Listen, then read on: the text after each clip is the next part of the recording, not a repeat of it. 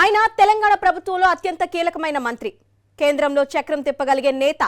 అటు ఏఐసీసీలో ఇటు తెలంగాణ కాంగ్రెస్లో ఆయనకంటూ ప్రత్యేక స్థానం ఉంది. ఆయన మరెవరో కాదు, senior political leader Uttam Kumar Reddy. 9.5 ఏళ్ల తర్వాత తెలంగాణలో కాంగ్రెస్ ప్రభుత్వం రాగానే సీఎం పదవి రేసులో ఆయన పేరు బలంగా వినిపించింది.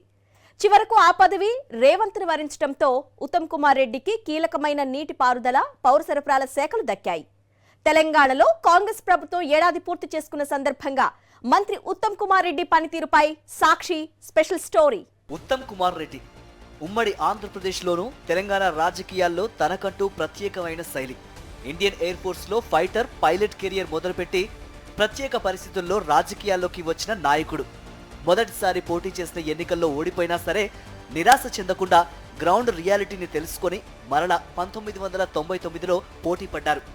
కోదాడ అసెంబ్లీ నియోజకవర్గం నుంచి పోటీ చేసి విజయం సాధించారు. ఆ తర్వాత ఆయన వెనుదిరిగి చూడలేదు, ఓటమి ఎరగకుండా గెలుస్తూనే ఉన్నారు. మొదట కోదాడ, తర్వాత హుజూర్ నగర్ అసెంబ్లీ సెగ్మెంట్లకు ప్రాతినిధ్యం వహించారు. మధ్యలో ఒక దఫా నల్లగొండ ఎంపీగా కూడా గెలిచారు. ఏడాది క్రితం జరిగిన తెలంగాణ అసెంబ్లీ ఎన్నికల్లో హుజూర్ నగర్ నుంచి పోటీ చేసి భారీ మెజారిటీతో గెలిచి నీటిపారుదల, పౌర సరఫరాల శాఖ మంత్రిగా బాధ్యతలు చేపట్టారు. రేవంత్ రెడ్డి తెలంగాణ కాంగ్రెస్ అధ్యక్షునిగా ఉన్న సమయంలో రేవంత్ రెడ్డి, ఉత్తమ్ కుమార్ రెడ్డి మధ్య కోల్డ్ వార్ నడిచిన విషయం అందరికీ తెలిసిందే. ఆ తర్వాత ఇద్దరి మధ్య సఖ్యత ఏర్పడి కలిసి పనిచేస్తున్నామనే పాజిటివ్ ఎన్విరాన్మెంట్ ను క్రియేట్ చేశారు. మొత్తానికి సీనియర్లు, జూనియర్లు అందరూ కలిసి తెలంగాణలో కాంగ్రెస్ ను అధికారంలోకి తెచ్చారు. తెలంగాణ రాష్ట్రం ఏర్పడిన తర్వాత మొదటి 2 టర్మ్లు కేసీఆర్ ప్రభుత్వం అధికారంలో ఉంది. ఆ సమయంలో కాళేశ్వరం లాంటి ప్రాజెక్టుల నిర్మాణంలో అవినీతి జరిగిందని ఎన్నికల ముందు కాంగ్రెస్ గట్టిగానే ఆరోపణలు చేసింది. తాము అధికారం చేపట్టిన తర్వాత బీఆర్ఎస్ సర్కార్ అవినీతిని బయటకు తీస్తామని ప్రజలకు వాగ్దానం చేసింది. అందులో భాగంగా ఓ కమిటీ వేసి విచారణ జరిపిస్తున్నారు. రేవంత్ సర్కార్ ఏర్పడి ఏడాది పూర్తయింది, విచారణ మాత్రం పూర్తి కాలేదు. కాళేశ్వరం ప్రాజెక్టు అవసరం లేకుండానే తెలంగాణలో 66.7 లక్షల ఎకరాల్లో వరి పంట సాగయ్యేలా చర్యలు చేపట్టామని, ఫలితంగా దేశంలోనే అత్యధికంగా 153 లక్షల మెట్రిక్ టన్నుల ధాన్యం దిగుబడి సాధించామని మంత్రి ఉత్తమ్ కుమార్ రెడ్డి అంటున్నారు. కాంగ్రెస్ అధికారంలోకి వచ్చిన నాటికి పౌర సరఫరాల శాఖ 58,623 కోట్ల రూపాయల అప్పుల్లో ఉండేదని, తాము అధికారంలోకి వచ్చిన తర్వాత మొదటి ఏడాదిలోనే 11,600 కోట్ల రూపాయల అప్పులు కట్టామని ఆయన ప్రకటించారు. పీడీఎస్ బియ్యం రవాణాపై నిఘా పెట్టామని, అక్రమ రవాణా చేస్తే పీడీ యాక్టులు పెడతామని పదే పదే మంత్రి ఉత్తమ్ కుమార్ చెబుతున్నా దందా మాత్రం ఆగడం లేదనే విమర్శలు వస్తున్నాయి. ఉమ్మడి నల్లగొండ జిల్లాలో 12 నియోజకవర్గాలున్నాయని మంత్రి ఉత్తమ్ కుమార్ రెడ్డి తరచుగా హుజూర్ నగర్, కోదాడంలో మాత్రమే పర్యటిస్తున్నారని మిగతా సెగ్మెంట్ల నేతలు అసంతృప్తితో ఉన్నట్టు సమాచారం. హుజూర్ నగర్ ఆయన సొంత నియోజకవర్గం కాగా కోదాడ నుంచి ఆయన సతీమణి పద్మావతి ప్రాతినిధ్యం వహిస్తున్నారు.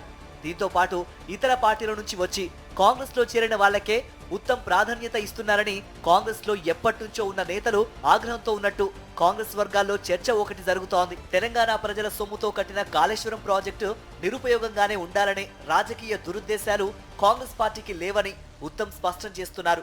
ప్రాజెక్టును ఏ మేరకు ఉపయోగంలోకి తీసుకురాగలమో అంతవరకు తీసుకొస్తామని ఆయన అంటున్నారు.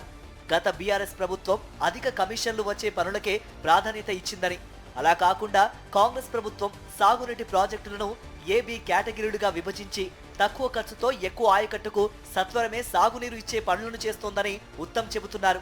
రేవంత్ రెడ్డి, ఉత్తమ్ కుమార్ రెడ్డి, కోమటిరెడ్డి వెంకటరెడ్డి, మల్లు బట్టి విక్రమార్క ఈ 4 నేతలు తమ తమ ఉమ్మడి జిల్లాలైన మహబూబ్ నగర్, నల్లగొండ, ఖమ్మం జిల్లాల ప్రాజెక్టులకే ప్రాధాన్యత ఇస్తున్నారనే ఆరోపణలు ప్రతిపక్షాలు చేస్తున్నాయి. ఆ ఆరోపణల్లో నిజం లేదని, తమకు అన్ని జిల్లాలు సమానమేనని మంత్రి ఉత్తమ్ స్పష్టం చేస్తున్నారు. ఆ మేరకు ఆయన ఇతర జిల్లాల్లో నిర్మిస్తున్న ప్రాజెక్టుల వివరాల్ని కూడా ప్రతిపక్షాలకు అందించారు. ఉద్యోగ, ఉపాధి కల్పనలో కేసీఆర్ సర్కార్ విఫలమైందని, తమ ప్రభుత్వం 10 నెలల్లోనే 55,000 ఉద్యోగాలిచ్చిందని ఉత్తమ్ కుమార్ రెడ్డి అంటున్నారు. ధాన్యం కొనుగోళ్లలో పౌర సరఫరాల శాఖ 1000 కోట్లకు పైగా అవినీతి జరిగిందని మొదట బీజేపీ, ఆ తర్వాత బీఆర్ఎస్ ఆరోపించింది. బీజేపీ, బీఆర్ఎస్ ఆరోపణలపై మొదట ఉత్తమ్ సైలెంట్ గా ఉన్నారు.